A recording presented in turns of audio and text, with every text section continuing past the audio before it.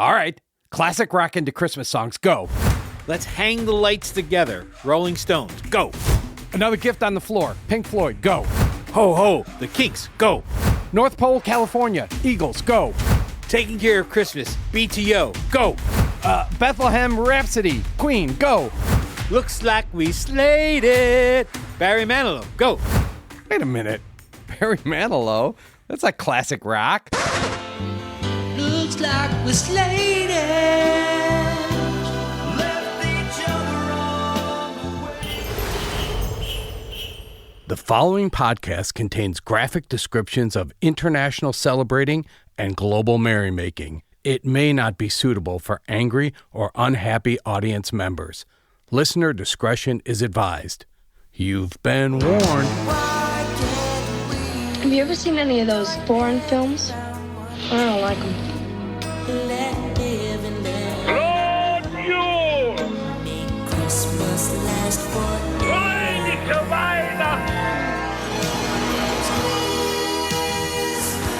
Some are born great, others achieve greatness, and some watch Christmas movies.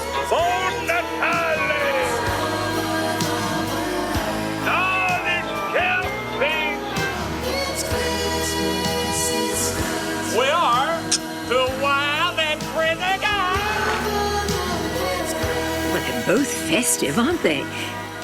Joyeux Noel! And we are the Festive Foreign Film Fans.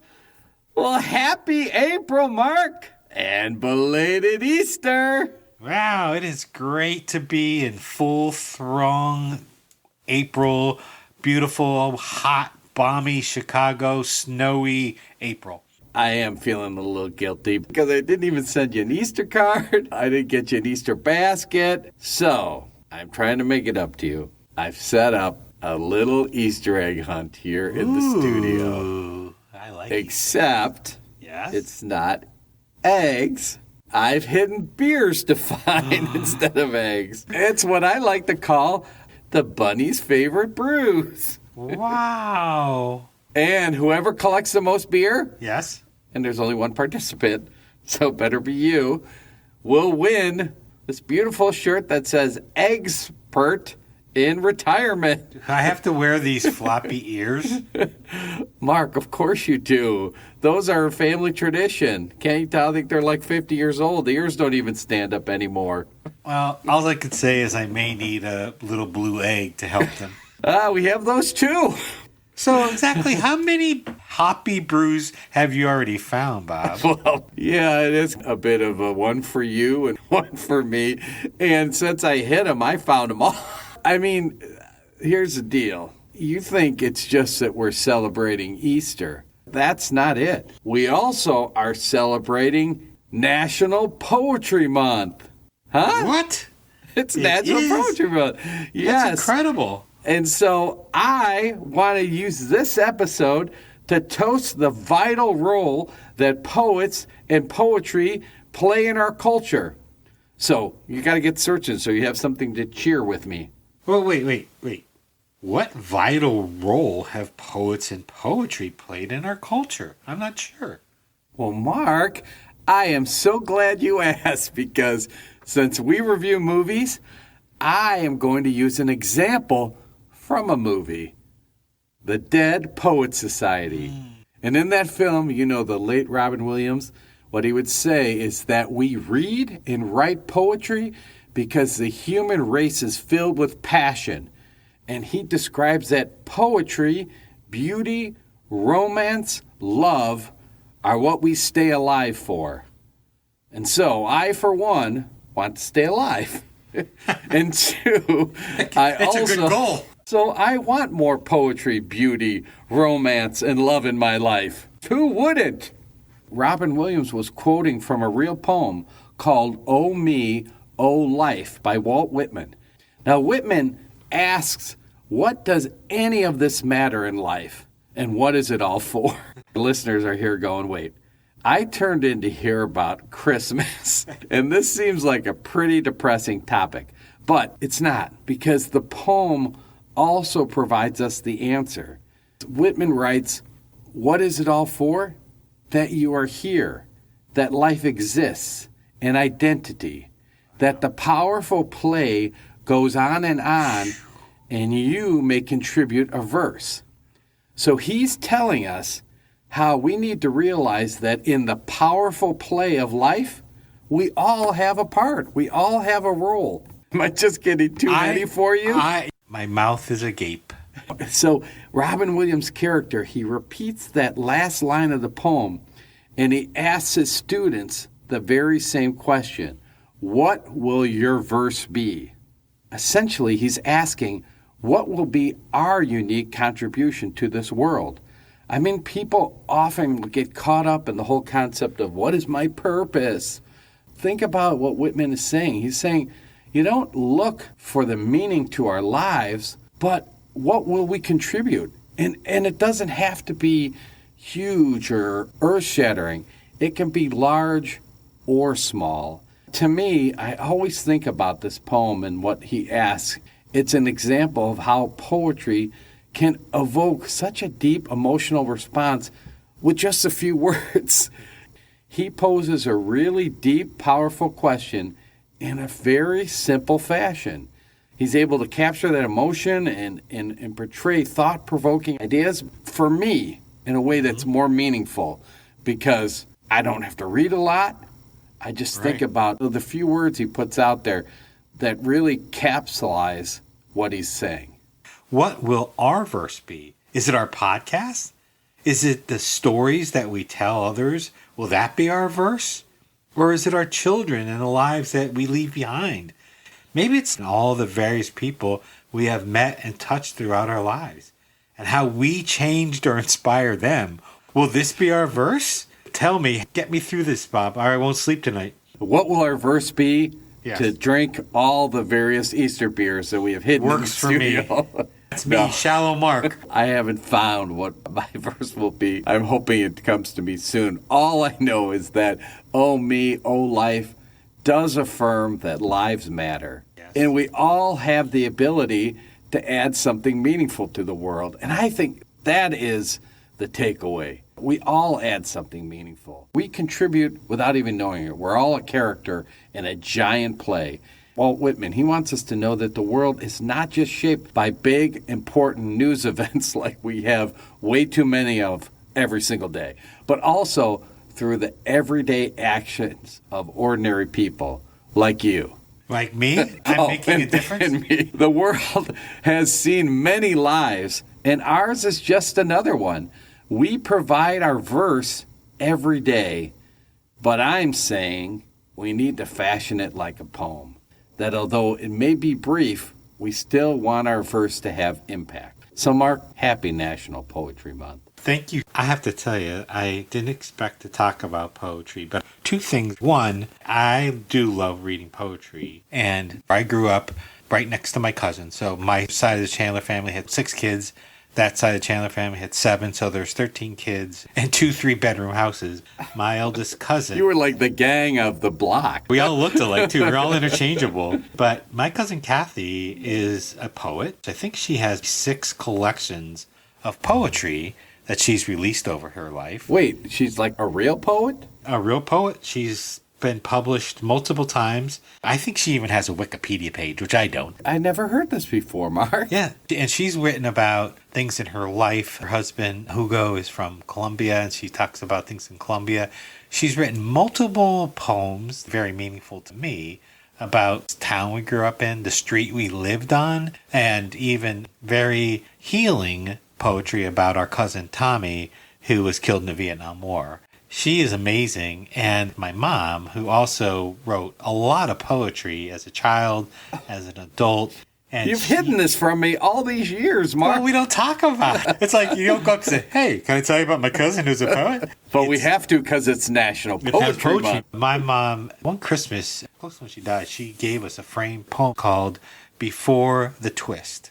The poem is about how before the dance, the twist came up, that young couples would dance close and hold each other, and how the twist was eliminating that romantic opportunity to have a dance with your loved one, and it was sort of like the death of romance to her. First off, what a poetic view that she saw that and thought about it and put it into words. I'm stunned. I really am. Who would have known it took National Poetry Month to bring out this news about your family? And that's awesome. And Mark, I expect more from you because poetry now is in your DNA. For my Easter gift, you're going to go home and write me a sonnet. One other shout out to one of our recent guests, Eric, my son, who talked about cooking. He actually wrote a wonderful poem to his unborn daughter. No one could read that and not tear up. So it's in our DNA, it's just not mine. I'm so happy that we got to talk poetry. We can just bring it right back down into the gutter because we have something here that will offset it if we think about last episode's trivia when we asked about an event that nearly started a war in these two villages in Switzerland in the year 1859. It was the village of Appenzell in the city of St. Gallen. Now, a printer in St. Gallen forgot to include something on a display of the Appenzell coat of arms that he was asked to print. He didn't include it. And if you knew the answer, we have a slice of glory for you. It's a wedge of honor, a dairy-licious badge of excellence that is nacho average price. It's a 4F sticker to announce to the world that you're the big cheese. So, Mark, what is the answer that will bring us back into balance here? Do you know what was missing from the coat of arms that got the Appenzell citizens all in an uproar? I almost don't want to know. After the way you built that, I'm just afraid what it's going to be.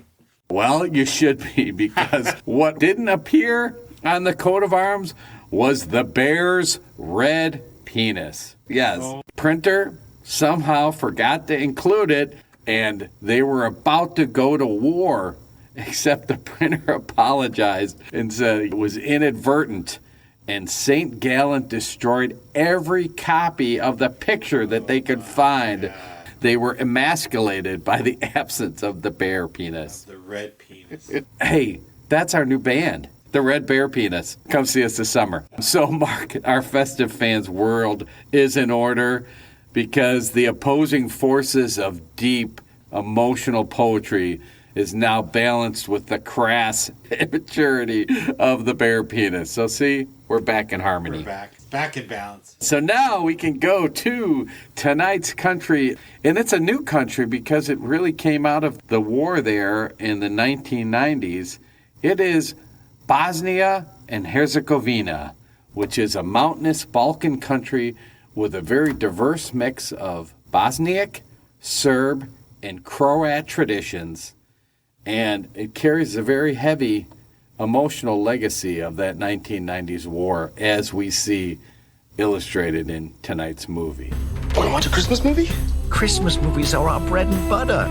We eat Chinese food and watch Christmas movies. I heard it's the best Christmas movie since Home Alone. So tonight, we're going to talk about a film called Sabina K. Okay. And kind of like some of the more recent movies we've watched, this one may beg the question of, is it a Christmas movie? And that's something we'll keep in the back of our mind as we talk about it. Sabina K is played by Alina Zabel. She's a Bosnian actress and a director, and she's known for acting in independent films that address themes of post-war life in Bosnia and Herzegovina, just like her role she plays in this film. This is probably her most notable role because she earned the Best Actress Award at the Jaipur International Film Festival, at the Louisiana Film Festival, and at the CMM Film Festival. And Zabel's performance was praised for its authenticity and emotional depth. Her transition over this film was very gritty and so realistic. She's also made other notable contributions to Bosnian cinema because she's made a number of short films by collaborating with local directors. And the other principal actor is Albin Ukjav, and he plays Sasha. Albin he's a prominent theater and film actor based in Sarajevo. He attended the Academy of Performing Arts in Sarajevo. Oh, wow. And he's known for his ability to act in multiple languages and in different cultural contexts. He has that kind of look that you can't exactly place where he's from. He's married to a Bosnian politician and activist, so he's often called on to speak publicly about the importance of facing the past and connecting the people in the Balkans. Oh, wow. So he participates in social dialogues about reconciliation and dealing with the past through art. There's one thing I learned just watching this movie is how much the war still weighs heavily upon the people who live in Bosnia and Herzegovina. How could it not? It's not even a full generation ago. It would probably be like if you lived in Germany or in other parts of Europe, say in the early 60s.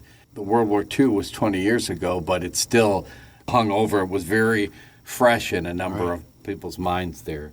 So the irony, and Mark, I really didn't focus on National Poetry Month because of this fact, but the irony is this film starts with a poem. And they're reciting a poem about the son of the sun and how he comes upon a space and shines down and warms up the place and brings light and life to the area. The film focuses in on a kitchen. There's two kids, mom and dad, it appears. Dad is funny, and he's making the kids laugh, and it's really a cute family scene. But slowly we learn through some of the conversation that the woman is divorced, and these are her kids with her ex-husband. And Sasha, he's divorced as well and has a daughter living in Switzerland. The two are getting on well. They have to take the children to hand off to the ex-husband for his time with the kids. And what's interesting is just to see the difference between Sasha and his relationships with Sabina and her ex-husband, who seems the opposite of Sasha. He's brutish. He doesn't seem to even like the kids. He's angry. So not a good relationship with the ex-husband. Sasha and Sabina, they're having a conversation and talking about their relationship. And Sasha asks Sabina to marry him. The way he does it is he offers her a ring and puts it on the table and says, I'm going to leave the room, let you think about it. If I come back in and the ring is still on the table, well, we'll have to deal with that. If you're wearing it, then I know you want to get married. Well, he comes back into the room and it's still on the table, so I think he's a bit taken aback until she asks him to put the ring on her finger. Yeah. You know, it's beautiful. So now they're engaged. They have a party with their friends, all who were veterans in the war. You know, they're toasting to the newly engaged couple, but they also talk about they all served together and who did well in the war and who hid and was cowardly, all in good fun, but they're joking about it. Right in the midst of this party, Sasha's mother calls him on the phone, and he takes the call, although he says to her, it's 2:30 in the morning. The mom's awake, and she's complaining about why does he have friends over and what are they doing there, and then he tells his mom that he's getting married, and clearly she's not happy about that. He goes to put Sabina on the phone, and she hangs up on Sabina. The next day, he goes to collect his things. He was living with his mother. He was going to move in with Sabina. And right when she opens the door, Sabina tries to shake her hand. She won't even shake her hand. Right. So there's clearly some kind of an issue, although it's the first time they've met. So you're wondering, why is it that she dislikes her so much? When they're leaving, she wants to speak to Sasha alone. He stays inside. Sabina goes out. And when he comes out, he's very quiet. And she's like, what did she say? And he says, let the dead bury the dead. It's kind of an odd phrasing. I was wondering, what does that mean? Especially in relation to their relationship and her dislike. And so the next day, they go to meet a woman. They call her Aunt Anika. And I don't know if it's Sabina's aunt or if it's just a friend of the family, because sometimes they call, in certain cultures, they'll call women. As we've learned, right? A lot of aunties, right? Aunties, yeah, a lot of aunties. Sasha is explaining, and I think this kind of says what the concern is, why his mother doesn't like Sabina. And he says that Sasha's father was killed in the war. Right. And also, some Muslim troops went into a town and killed all the civilians, including Sabina's aunt and her cousins, her two cousins. And I believe it's the mother's sister that was killed. So it becomes pretty clear that Sabina is a Muslim, right, and Sasha is not.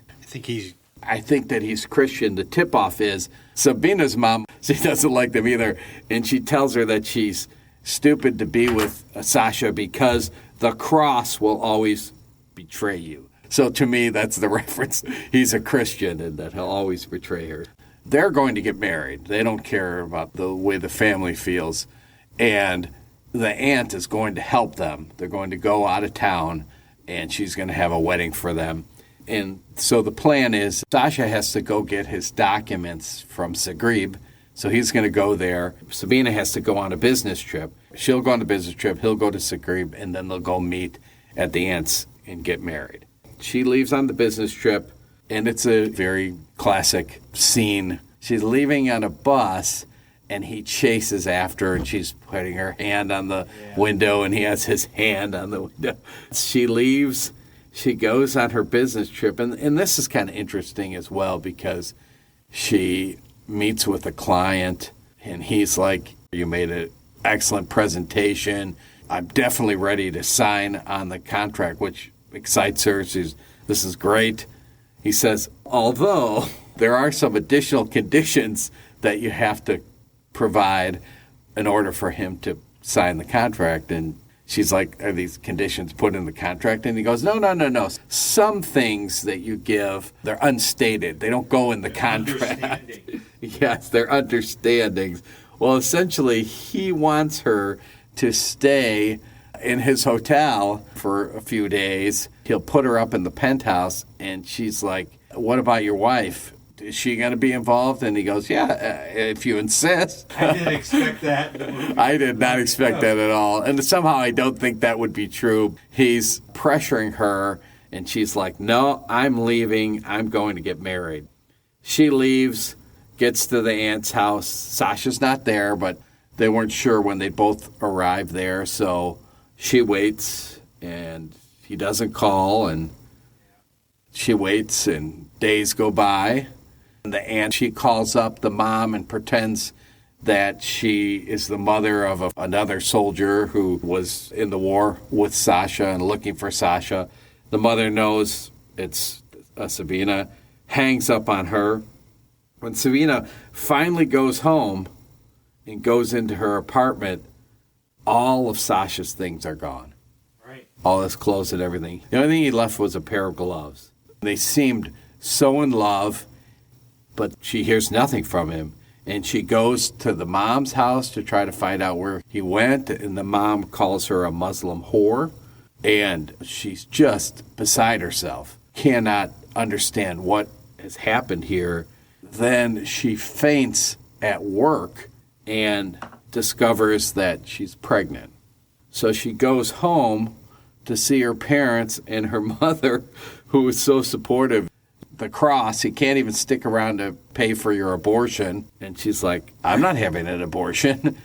What are you talking about? Go talk to your father, who maybe can get through your thick skull. I'm not going to watch your bastard child. This is the comfort the mother is providing her.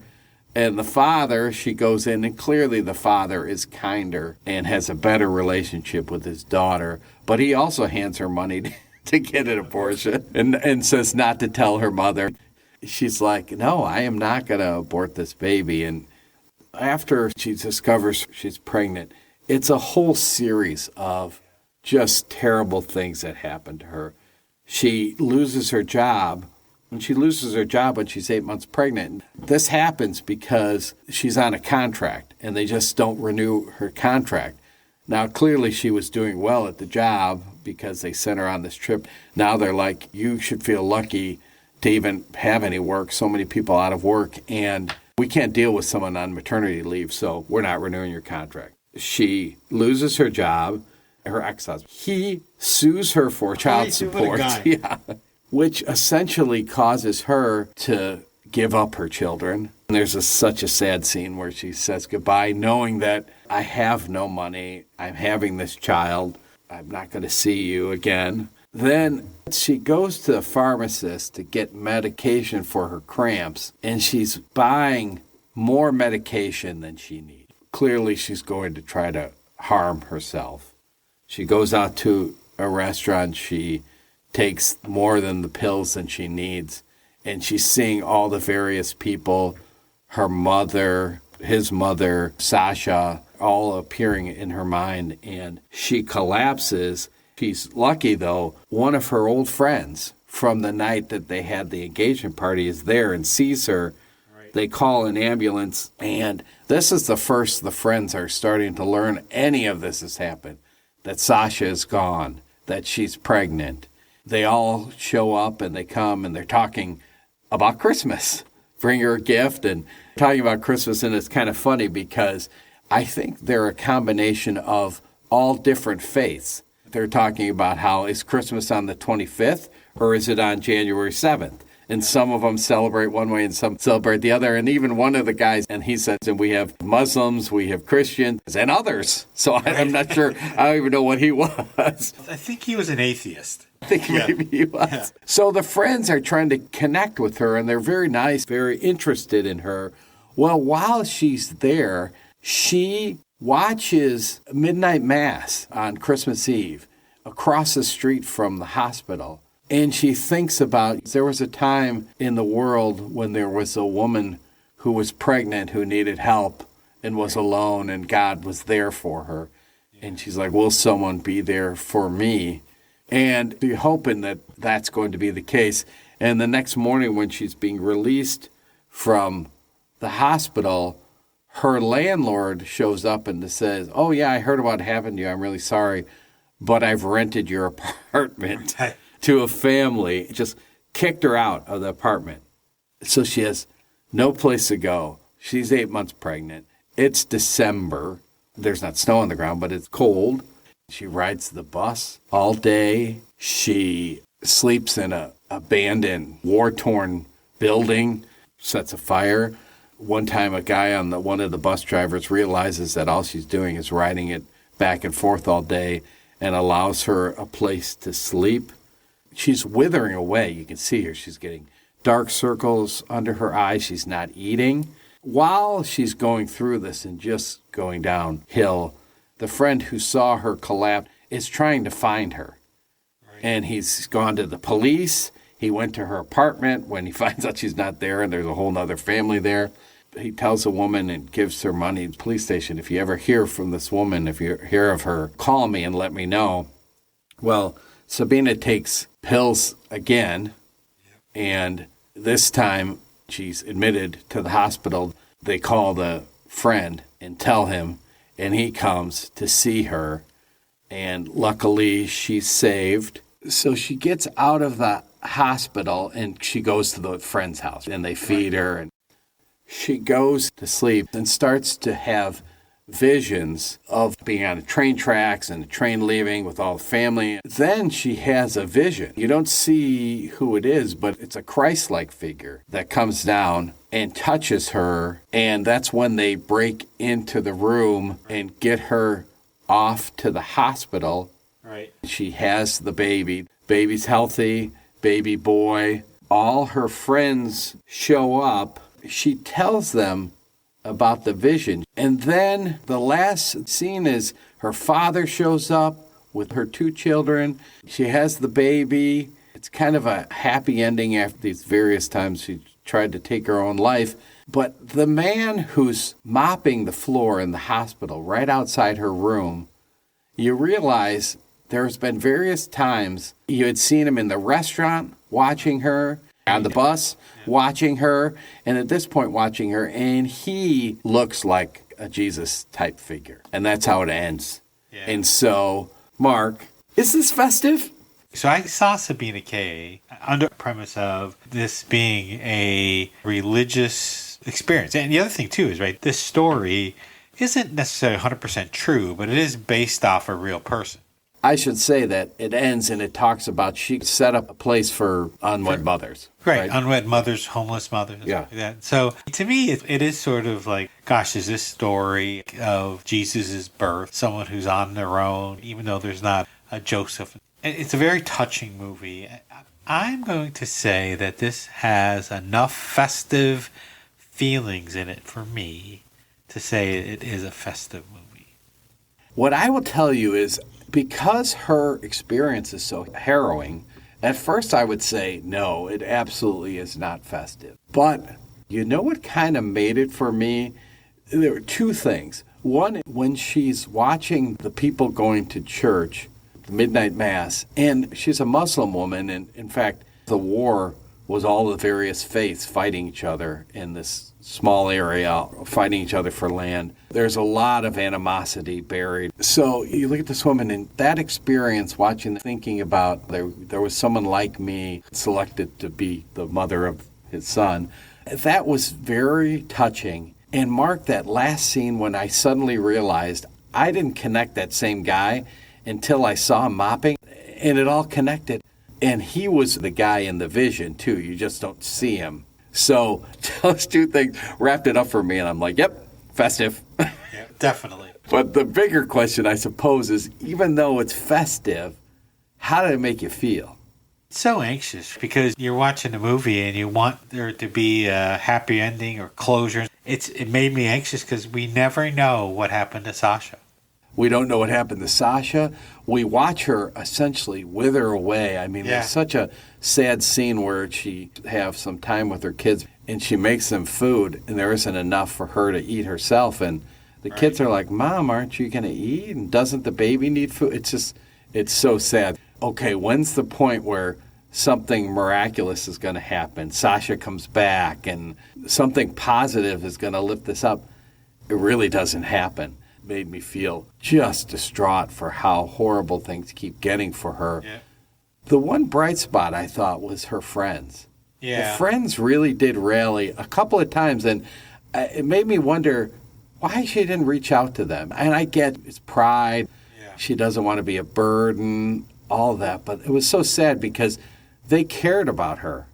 The way I want it to end, too, is that one friend, the one male friend, too, is especially loyal to her, that somehow he ends up being the love of her life and helps raise the child. Mark, I wrote that same scene in my head. Did you? Because he's a nice guy. You remember him from giving the toast. And I'm like, she needs to end up with him because it seems like he really cares about her. Now, having watched this 3 times, I asked myself, would I watch it again? Would you? Probably not. I probably would not watch it again. The first couple times watching it, like there's a part of the story where you're anticipating, knowing how all the different parts of it, I think it would lose a little bit of its impact. It's a tough one because there's not a lot of bright spots. It's a film that starts out very happy and goes downhill quickly. Typically for entertainment, I don't like to put myself through things like that. But I will say, each time I watched it, it is engrossing. You pay attention to it, but it's tough. Would you recommend it to anybody? Now that I would. I really would, because this whole question of her experience and what happened to her, and was someone looking out for her, and was she touched by God, and it's never made clear if that was true or not. But I would say, yeah, you should watch that. You'd see what you think. I agree. I think I would tell someone about it. If there was an opportunity to introduce this film to somebody, I would. Wow, how do they say Merry Christmas in Bosnia? All right, Mark. Hold on to your hat. Here we go. Sretan Bozic. I like the Bozic. In Bosnia and Herzegovina, they have 3 official languages. Of course they do. It's Bosnian, Croatian, and Serbian. They're all very closely related because they're all based on the Stokovian dialect. However, of these 3, we selected the Bosnian dialect because, well, it's in the name. Sretan Bozic and it's widely used among the Bosnian Croats and other communities at Christmas, and it translates directly to Merry Christmas. It's very common. This is what you'd use to greet people at parties, at work, or even strangers that you pass on the street or in stores. Now, most of the Orthodox Christians, they may use the term Christos Serodi for their Christmas greeting because that means Christ is born. So if you're in Bosnia-Herzegovina and you were greeted with Christos Serodi, the appropriate response is Vaistinu Rodi, which means, indeed, he is truly born. Oh, I like that. What I find fascinating is I'd like to know how big this country is, because it seems like so much of the troubles come from the fact that you have these three different groups all living together. Bosnia-Herzegovina, for those of us more senior, we knew it as Yugoslavia. Yugoslavia.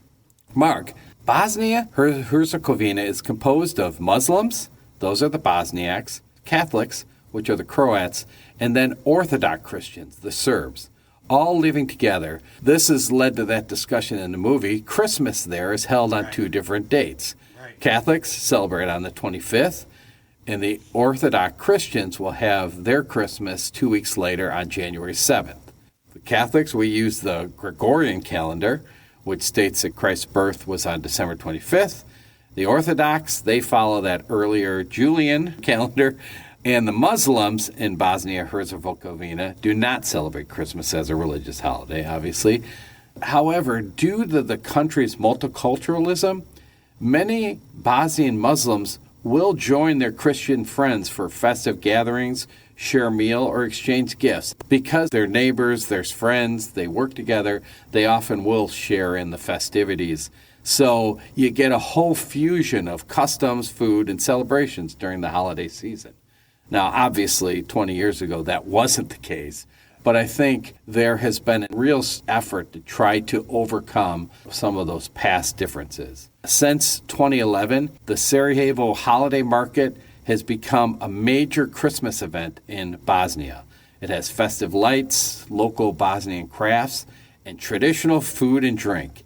The market is located in the city center, and it mimics the traditional German market. It started after the war to try to reignite the positive experience and happy memories from the Sarajevo Olympics in 1984.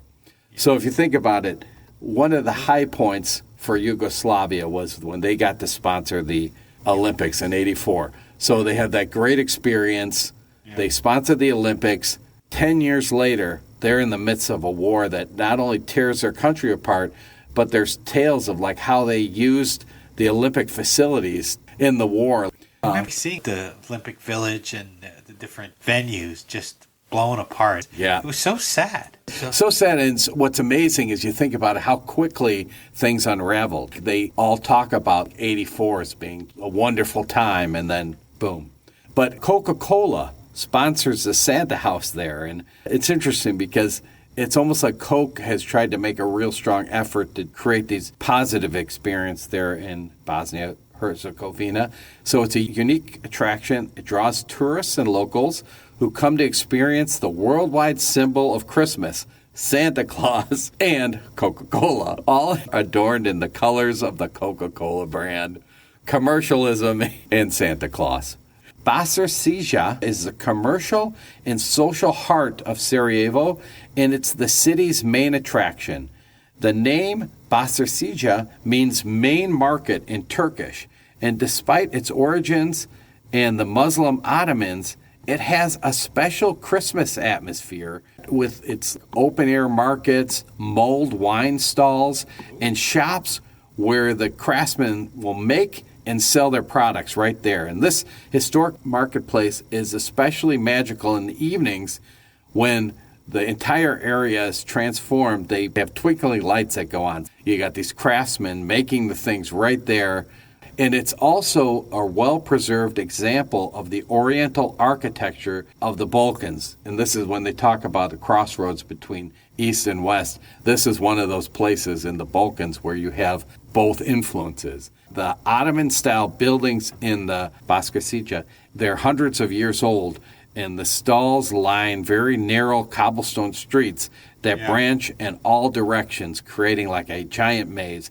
So if you think about it, it really sounds like something you want to see. Oh, for sure. This big market, very old-fashioned with its craftsmen and lights. And Would you have any pause of going there now?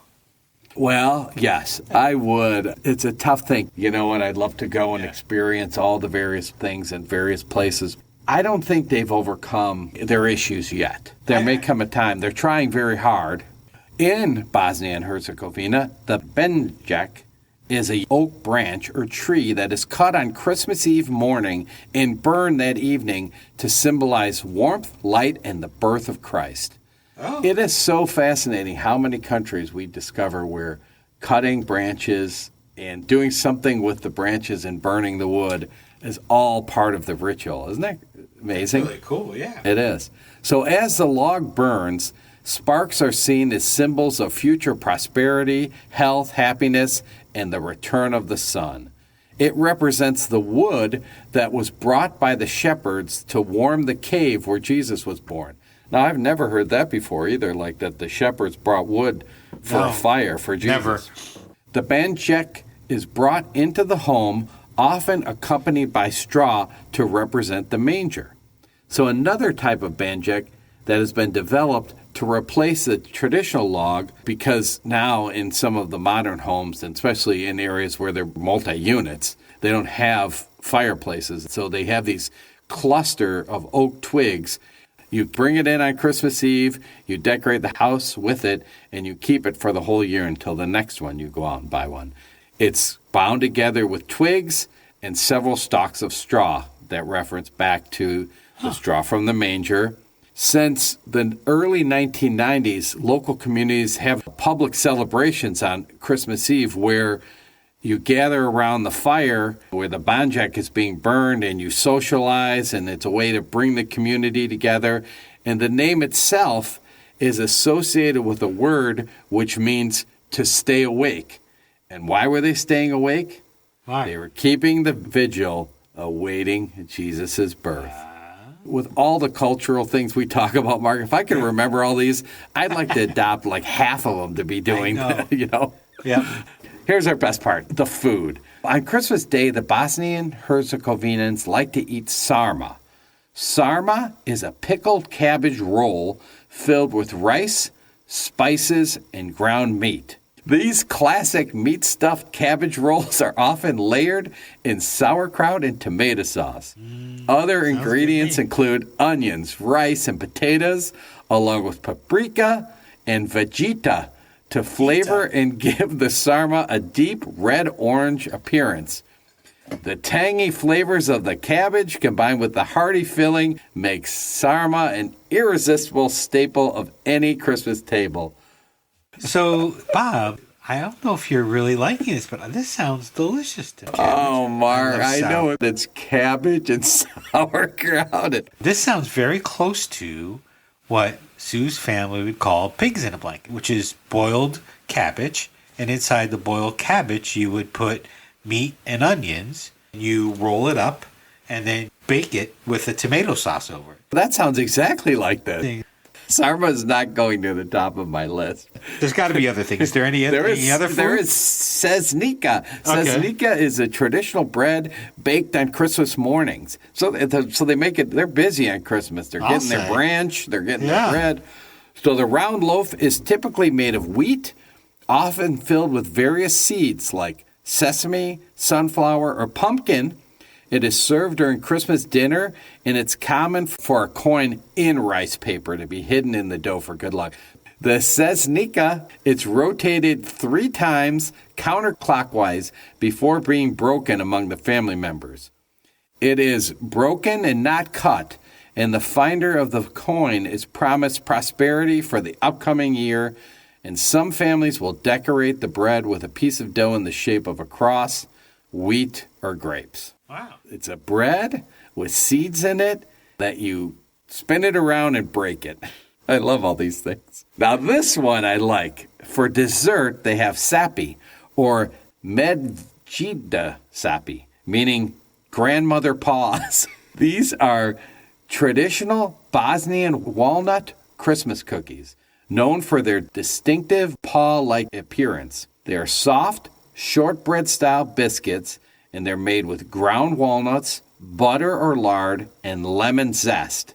They are rich and buttery with just a little delicate lemon flavor, and they're usually dusted with ice sugar for a festive finish. And they're in the shape of paws, grandmother paws. And then, of course, we have a drink like eggnog. It's salep. It's a popular creamy, spiced winter beverage often enjoyed during the Christmas season. The drink has its roots in the Ottoman Empire, and it offers the flavors of the Middle East during the holiday season. We also talked about this same drink when we were in Turkey. You use orchids in it. Remember when we talked about those? It's made with those orchid tubers and milk and topped with cinnamon and nuts. And it's a unique seasonal drink. And they sell it in the stalls of the Basar the marketplace. Wow. They have some good stuff. So we're going to skip on the sarma, but we'll have some of the sesnika, we'll have the sapa, and we'll have the salep. I'll have Sound good? Yeah, I'm going to have the sarma for sure. This calls for some Christmas music. Yes, this Christmas music. What kind of Christmas music is that? The least you could do is play some Christmas music. And now back to Christmas music.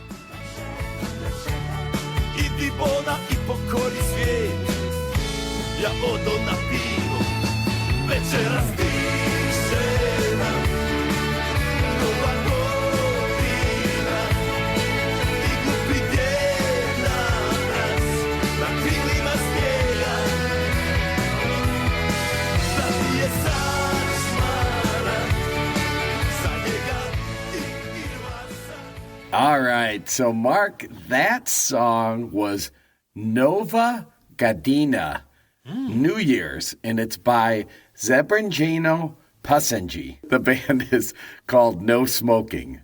Now this song, so it's called New Year's, and it was released in 2017. So it's not strictly a Christmas song, but the way it slips in here, not only does it describe winter, but it mentions Santa Claus and the reindeer in its lyrics. There you go. Perfect. Except it's not as festive as most holiday songs because the lyrics are, New Year is coming tonight, and stupid Santa Claus on the wings of snow. If I had a shotgun for him and the reindeer, people like him aren't welcome tonight either. So the singer wishes that he had a shotgun to take out Santa, and he says that this song is about loneliness and the emptiness of urban life. However, the sadness is treated in a humorous way, and this is all described by the front man of the band. His name is Sejo Sexton.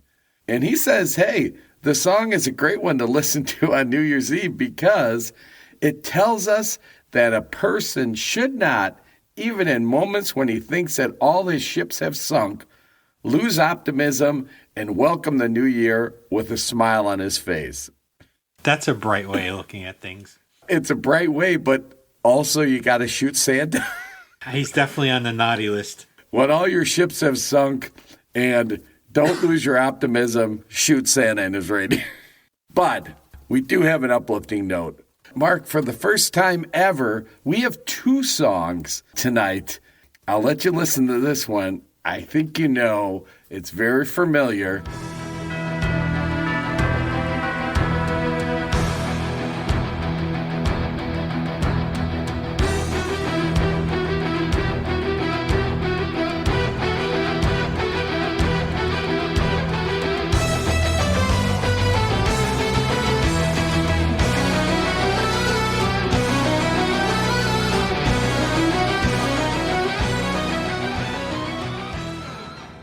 The reason why we play this song tonight is the title of the song is called Christmas Eve, Sarajevo, 1224.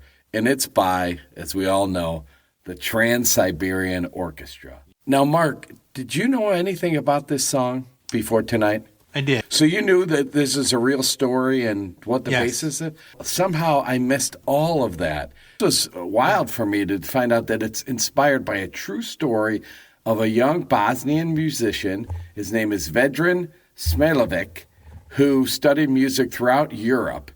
During the Bosnian War, he returns to Sarajevo. He finds his home city completely in ruins.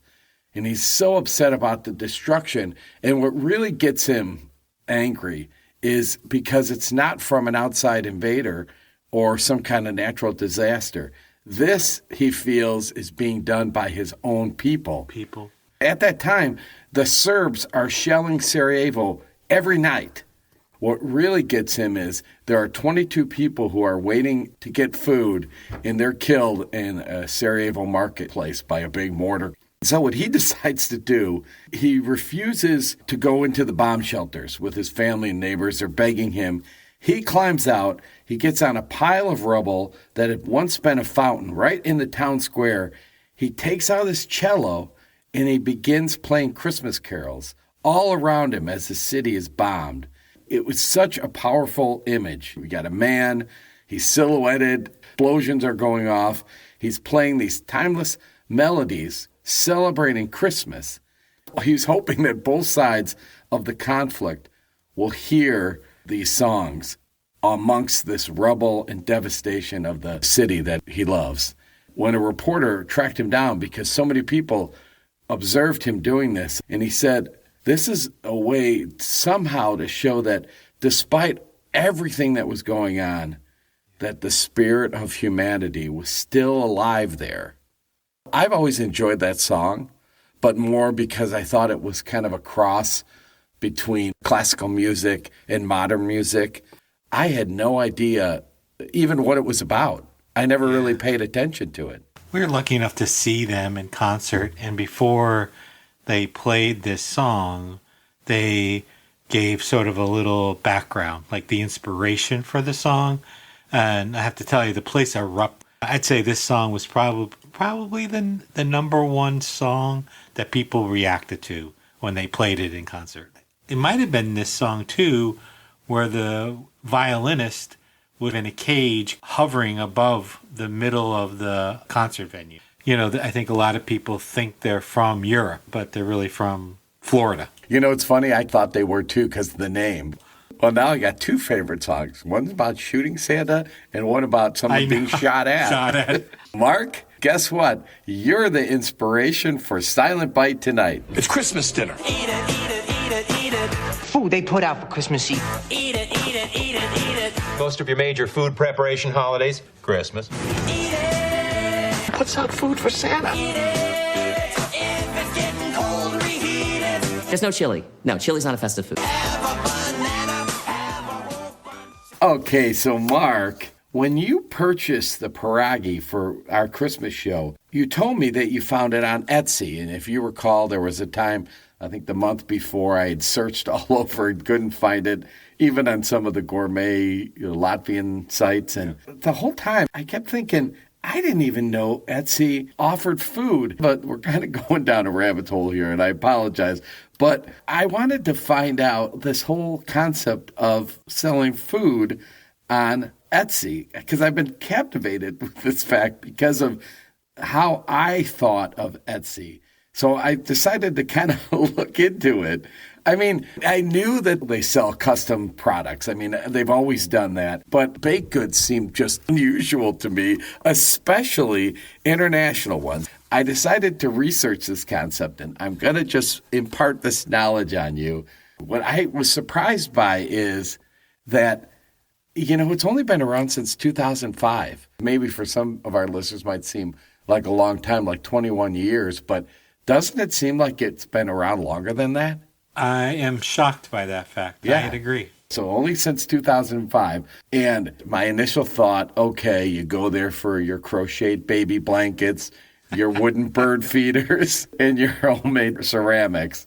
But what I found out, it is one of the internet's most popular platforms. It was first established as an e-commerce site for unique and handmade items. And that's what I knew it. It was a hub for creatives, artists, and entrepreneurs. If you wanted something really unique and you couldn't find it, Etsy was a great place to go to. And this is amazing. There are currently about 90 million buyers on Etsy and about 5 million sellers. It grew rather quickly. They were able to attract a lot of small businesses selling handcrafted products. Critics started to say that at first it was very artistic and creative, and then there was a feeling that more and more T-shirt shops and more cheaply manufactured items were being sold on it, and people were saying, you're just like a knockoff of Amazon. So Etsy decided to regain some of that niche. They came up with the idea, specialty items include food, so they went after food. And food and drink was a new category for Etsy. And just like when they started out in the arts and crafts, chefs, bakers rushed to it. They started selling things like pickled kimchi, dessert baskets, personalized Chex Mix. And it became known as a global marketplace for food products. So that's where a lot of local bakers in foreign countries said, hey, this is a way for me to sell traditional foods, unique foods from this country to other places around the world. And when you think about it, Etsy treats the cooking like it's a craft. They allow their sellers to share their culture with a global audience. It still is overwhelmingly independent, home-based, small culinary creators. You're going to find a lot of natural things like honey and tea and coffee. I was going through going, wow, there's cakes and muffins and sauces, snacks. Where food on Etsy really took off, the pandemic. The pandemic seemed to spur everything, including Christmas podcasts. But this is when they saw a dramatic increase. In 2020, there was a 134% increase in searches on Etsy in food and drink, and 973% increase in searches for things like boba tea kits. Oh, my God. Even bread making had a 113% increase. That makes sense. The sourdough phenomenon that occurred during COVID. I realize that people are still trying to be artisanal and unique. You can really only sell small batches on there. You can't sell pallets full of stuff. Here's my test. I thought, I'm going to put in jerky and see what I come up with. Oh. There were more than 2,000. And there was homemade jerky, bison jerky, vegan jerky. I was like, wow. So, of course, what did I have to do? I put in Latvian pierogi. Ooh. And guess how many listings that came up with? 10,000. Mark, 14. 14 food listings. You're kidding. No, I'm talking about specifically food items. And I was so intrigued by this that I bought 14 different types of pierogi. I have traditional ones, sweet ones, savory ones, and cheesy ones. Wait, you bought all these? Yeah, 14 different kinds of pierogi. I'm sorry, but I don't remember getting any. Well, Mark, guess what the bakers are having? You're going to serve pierogies and invite me. Exactly. You got to bring the beer. The first day we can be outside, I will serve 4 different kinds. I did this all in the name of research for the podcast. It's for Latvian heritage, for my love of science, for America the Beautiful, for my needy taste buds, and for my expanding waistline. You're just like the Jacques Cousteau of Latvian food. I had to explain this to my wife, and what I attributed to, when you talk about something for a whole year and it just builds and builds and you get hungrier and hungrier, your waiting can just be dangerous. The hungrier you get, the worse your decisions will become, like buying 14 different types of pierogies from Etsy. And here's the deal. I hate to say this, but Mark, I had to throw you under the bus. I said, Mary Ellen, it was Mark's idea. I didn't even know I could buy food on Etsy. That's fine. I can take it. I got your back. She doesn't scare me, especially when she's not in the same room as me. I'm not nearly as afraid of her. The moral of our story is Etsy is the place where you can go to experience pierogi. You can fill your stomach, empty your wallet. I'll tell you how the Nutella pierogi tastes as soon as I have it. You know, feel free not to share that with me. I am not a Nutella fan. So, for only being a country for 34 years, you would think that there wouldn't be very many interesting details. However, we were still able to find some fascinating festive facts about Bosnia and Herzegovina. It's trivia. Trivia. Even though the country may be young, the history of this whole region stretches back for centuries. I mean, the young nation has just this remarkable, rich, and captivating history. Like, we could have asked you about the fact that they have the world's tallest people of both genders. So the average height for a man in Bosnia-Herzegovina is 6 feet tall, and the height for a woman is 5'6". I get 6 foot average, that is tall. That makes sense to me. 5'6" average for a woman doesn't seem that remarkable. It does make me wonder, though, what's the average height in America? The other thing I thought about questioning how nobody really knows where Bosnia ends and Herzegovina begins. You can't say, I'm in the Bosnia region and now I'm going to Herzegovina. Nobody knows. They just couldn't agree upon a common border, so they don't have one. Bosnia and Herzegovina, they have been found to be the most hygienic nation. When they did a survey, 96% of the residents there naturally wash their hands after visiting the bathroom. What? Versus the 25% for teenage boys? Or we could have asked you about, can you believe this? The last remaining rainforest in Europe, where is it? Bosnia and Herzegovina. Instead, what we really want to know is, we've talked about this war, the Bosnian War from the 90s. When it ended, where was the treaty signed that created the country of Bosnia and Herzegovina? Oh, I know this. It was the Treaty of Versailles. Now, Mark, I know that was a place where a treaty was signed, but not to end the Bosnian War. No? How about Appomattox? See, now you're impressing me with your historical knowledge. It's the Paris Treaty signing. Or was that World War II? We're going to screw everybody up. But if someone out there knows where exactly the treaty that ended the Bosnian War, where it was signed, if you know that, we're going to get you something to mark your own territory and claim your place on the map. It will make an impact, maybe small, but it has colors, symbols, words, and shapes to communicate support for our cause, the Festive Foreign Film Fans. Now, this 4S sticker will mark the culmination of your struggle, and you can proudly display it like a new nation raising its flag. If you know where that treaty was signed, send in your answers to the festivefans@gmail.com. Now, Mark, I really wanted to end this show with all of discussion and the impact that the war has had on this tiny nation, maybe a more uplifting quote by that famous philosopher Anonymous. Oh, them again. Holidays are a time to celebrate the beauty of diversity and embrace the unity that binds us all as human beings. That's a good balance to all the things we just talked about. To Christmas Eve in Sarajevo. Christmas Sarajevo, shooting Santa Claus, all those things. Gosh, exactly. Well, next episode, we go big, like Donkey Kong big, because we are heading off to the home of Gorillas in the Mist. Yes, we're making our way to the place where Diane Fossey made her home for 18 years. It is the African nation of Rwanda, where we will be discussing a brand new film called Snow Over Kigali. It's an African Christmas tale. And Mark, this movie is so new, we got it from the production company. It hasn't even been released yet. What? And we got to see it, yes.